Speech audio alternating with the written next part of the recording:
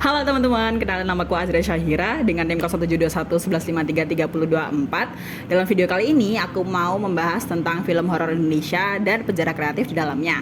Sebelumnya video ini dibuat untuk UAS Kajian Sinema Indonesia. Teman-teman, kalian pernah gak sih mendengar film KKN di Desa Penari?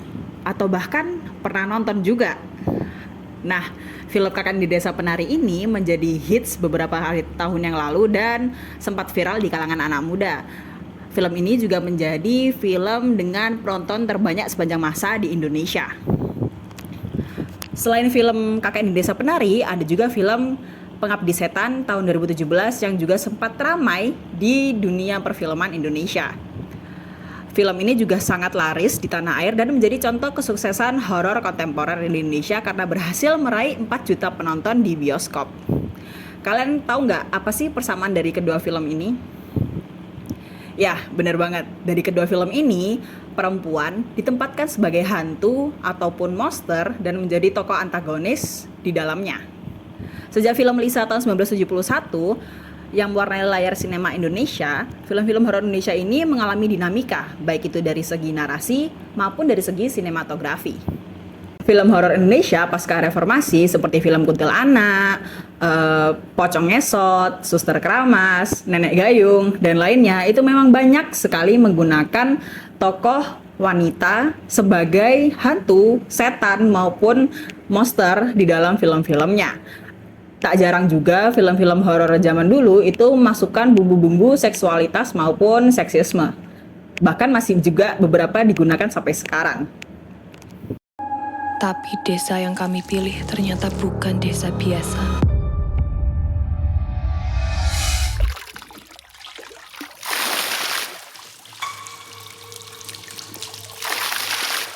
Jika kita lihat melalui video ini adalah adegan film dari KKN Desa Penari. Terlihat adegan seorang wanita sedang mandi. Hal ini juga membuktikan bahwa adanya bumbu-bumbu seksualitas maupun bagian tubuh perempuan yang diperlihatkan untuk menarik minat penonton. Tidak berjalan seperti yang kami harapkan. Sejak datang ke desa ini, kan udah gak pernah sholat lagi toh. Ibadahku ya ibadahku, duduk urusanmu. Luweh apik. Awakmu gak usah melok-melok. Narasi hantu pada film horor yang diproduksi tahun 1970-an itu sangat identik dengan narasi horor legenda yang berasal dari folklore ataupun cerita rakyat. Sementara itu, sejak tahun 2000-an, narasi horor yang digunakan untuk film-film di Indonesia itu lebih identik dengan urban legend. Namun, terlepas dari aspek narasi dan sinematografinya, film-film horor Indonesia itu masih tetap memiliki nafas yang sama, yaitu cenderung menempatkan perempuan sebagai tokoh utama, sebagai setan gitu kan. Dari beberapa film-film yang ada ataupun sudah pernah ada di Indonesia, film-film horor ini tuh kalau misalnya kita lihat memang menempatkan perempuan menjadi unsur dominan, sumber ketakutan yang dihadirkan pada film-film horor tersebut. Citra perempuan dalam film horor kerap kali digambarkan sebagai sosok yang negatif. Ya, hantunya itu berasal dari perempuan janda yang meninggal ataupun perempuan yang mati dan masih perawan, perempuan yang bunuh diri karena ditinggal oleh kekasihnya. Citra itu tidak lebih dari perempuan yang kesepian dan juga ingin membalaskan dendam. Ini menunjukkan bahwa hingga kini masih ada ketimpangan representasi hantu perempuan dan laki-laki dalam sejarah film horor. Ini tuh disebabkan oleh kentalnya budaya patriarki dan misoginis di Indonesia.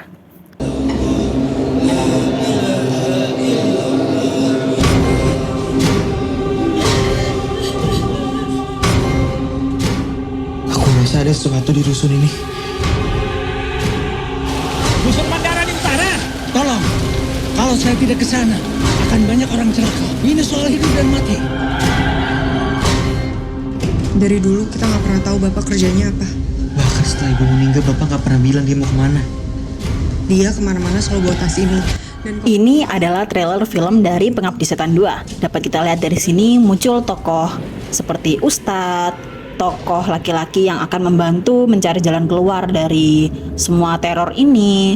Dan memang tokoh laki-laki di sini digambarkan sebagai sosok tokoh-tokoh yang menjadi pahlawan.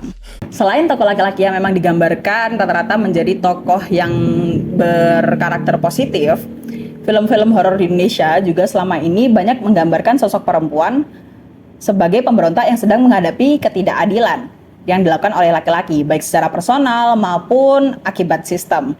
Dapat terlihat bahwa wanita memang menjadi salah satu sumber teror yang diarahkan. Teriakan dan ketidakberdayaan perempuan memang digunakan dalam film-film horor seperti ini untuk melihatkan bahwa perempuan adalah suatu makhluk yang lemah. Konstruksi sosok perempuan sebagai korban sekaligus monster terdapat pada 559 film horor Indonesia yang terbit dari periode tahun 1970 hingga 2019. Hal ini menunjukkan bahwa perempuan sangat dominan direpresentasikan sebagai hantu dan karakter utama. Pemberontakan itu sendiri biasanya muncul melalui dua pola narasi. Yang pertama, yaitu pemberontakan secara fisik, baik itu dengan menggunakan pisau, pukulan, cekikan leher, cakaran, dan lainnya. Lalu pemberontakan yang kedua adalah perlawanan ataupun pemberontakan yang dilakukan secara psikologis, yaitu dengan cara menghantui ataupun meneror orang yang mencekiknya. Dengan kata lain, sosok perempuan dalam film horor yang muncul itu sebagai hantu bertujuan untuk membalas dendam atas ketidakadilan yang mereka terima atas keperempuanan mereka sendiri. Tak jarang kan kalian melihat film-film horor perempuan yang di masa lalu ia bertindak sebagai penyihir, ia diadili oleh satu desa, digantung, dibakar, dibunuh, dikubur hidup-hidup, dan akhirnya terus menggentayangi desa itu hingga beberapa generasi ke depan. Dengan kata lain, sosok perempuan dalam film horor itu memang bertujuan untuk membalas dendam. Film horor kerap kali memang selalu menampilkan paradoks dari sisi perempuan. Di satu sisi, mereka digambarkan sebagai seorang korban, tetapi di sisi lainnya, mereka digambarkan sebagai monster yang menyeramkan. Perempuan dalam film awalnya selalu ditampilkan sebagai korban. Lalu kemudian, ia perlahan berubah menjadi hantu dan setan yang meneror tokoh-tokoh lainnya. Dari situ dapat kita lihat bahwa feminisme itu direpresentasikan sebagai sebuah penyelewengan atas sistem yang ada. Perempuan sebagai hantu dalam film horor juga kerap kali tampil sebagai peneror dengan berbagai tindakannya yang dianggap menyimpang oleh masyarakat. Ini termasuk suara mereka yang terbahak-bahak, cekikikan mereka yang menyeramkan, seperti dalam film Kuntilanak tahun 2018. Tertawa terbahak-bahak maupun cekikan seperti ini memang kerap kali kita jumpai dalam film horor di berbagai dunia. Merupakan dan menjadi sebuah tanda bahwa perempuan di film itu memang menjadi seorang monster. Ini juga menjadi alasan mengapa sosok hantu perempuan seperti Kuntilanak, Sundel Bolong, Wewe Gombel, dan sebagainya memiliki suara tawa yang khas. Secara historis, representasi perempuan sebagai hantu atau monster ini memang digunakan untuk menjustifikasi pembatasan terhadap perempuan. Representasi ini menunjukkan bahwa jika perempuan tidak berlaku sebagaimana peran yang diberikan untuknya, maka ia akan berubah menjadi monster atau sesuatu yang menakutkan dan tidak diterima oleh masyarakat. Perempuan yang tertawa keras seringkali dianggap tidak diterima secara sosial, kultural, dan seksual. Kalau misalnya kita lihat di masyarakat saja saat ini, kalau misalnya orang perempuan tertawa dengan keras dan terbahak-bahak, pasti akan dibilang, "Hus, tawannya ojo kenceng-kenceng," kayak gitu kan, ataupun kayak ketawannya sing ayu, sing anggun, kon lak wedok, kayak gitulah. Jadi memang film-film horor itu memang diangkat dari kebudayaan masyarakat setempat. Feminitas perempuan di dalam banyak kebudayaan seringkali dikonstruksi sebagai sesuatu yang mengganggu sistem, identitas, dan tatanan serta tidak taat pada posisi, batas, dan aturan yang ada. Artinya, seksualitas, tubuh, dan diri perempuan itu sendiri dalam film horor Indonesia sebenarnya mengalami represi. Selain itu, jika kita perhatikan, adanya dominasi adegan-adegan eksploitasi perempuan. Dalam film-film horor Indonesia pada periode 1970 hingga 1990-an, tubuh perempuan itu banyak mengalami eksploitasi. Film-film tersebut menonjolkan bagian tertentu seperti dada, pundak, paha, pinggul, bokong, dan lainnya, serta ekspresi dan hasrat perempuan terhadap laki-laki melalui gestur dan ekspresi wajah yang cukup vulgar.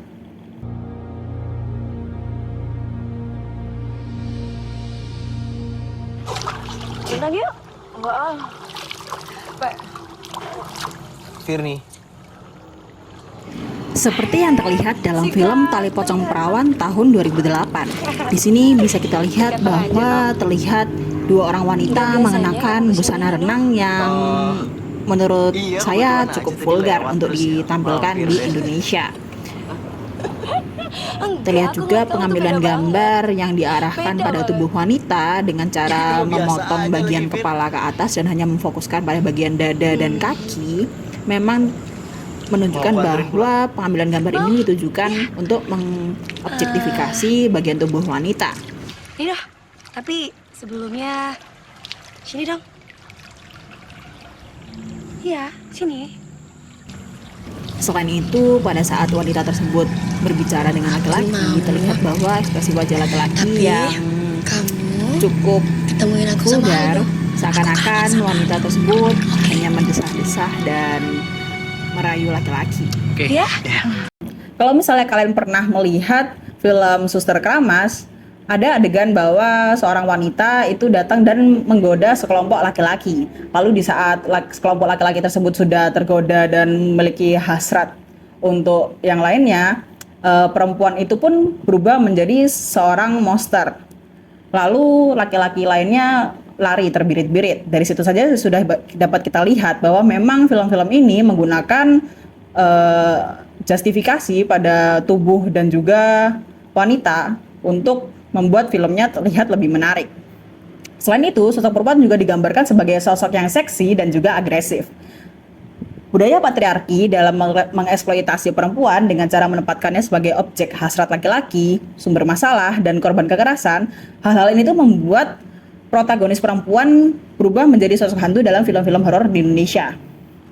Sejak awal tahun 2000-an, tepatnya setelah film Jai Langkung tahun 2001 yang disebut-sebut sebagai penanda awal mula film horor kontemporer di Indonesia, penyajian plot dan gaya naratif dalam film horor Indonesia mulai mengalami perubahan. Namun tetap saja, perempuan masih menempati posisi dominan sebagai sumber teror. Representasi perempuan sebagai hantu ataupun monster secara historis kerap kali menjadi justifikasi dan menjadi batasan terhadap peran dan perilaku perempuan. Representasi perempuan yang kurang progresif ini salah satunya disebabkan oleh masih minimnya jumlah sutradara perempuan yang terjun dalam produksi film horor Indonesia, apalagi jika kita bandingkan dengan jumlah sutradara laki-laki yang ada. Selain itu, meski jumlah sutradara perempuan yang menyutradarai film horor Indonesia meningkat pada periode pasca tahun 2010-an, film-film yang mereka sutradarai ini tidak benar-benar dapat lepas dari kungkungan budaya patriarki dan misogini. Industri film horor Indonesia lebih tepatnya saat ini menurut saya membutuhkan lebih banyak perspektif perempuan, baik itu dalam segi penulisan naskah maupun sutradara, sehingga lebih progresif untuk mewarnai wacana horor Indonesia. Memang jika kita lihat pada film-film horor belakangan ini, film horor Indonesia sudah mengalami banyak peningkatan dari yang sebelumnya hanya membuat film horor dengan setup pokoknya menyeramkan dan punya hantu yang ada dalamnya. Tetapi akhir-akhir ini sejak adanya film Pengabdi Setan, film horor Indonesia itu mulai mengalami peningkatan. Yang sangat terlihat adalah dari segi budget, karena mereka rela mengeluarkan budget besar dan meng-hire aktris dan aktor papan atas serta membuat setup tempat maupun perintilan lainnya dengan lebih detail, sehingga mendapatkan detail film yang lebih menyeramkan dan membangun suasana yang lebih menyeramkan. Meskipun begitu, kalau misalnya kita lihat dan perhatikan, industri perfilman film horor Indonesia itu masih terperangkap pada zona nyaman, atau di sini bisa kita sebut dengan penjara kreatif, yaitu horor, folklore, dan supernatural saja.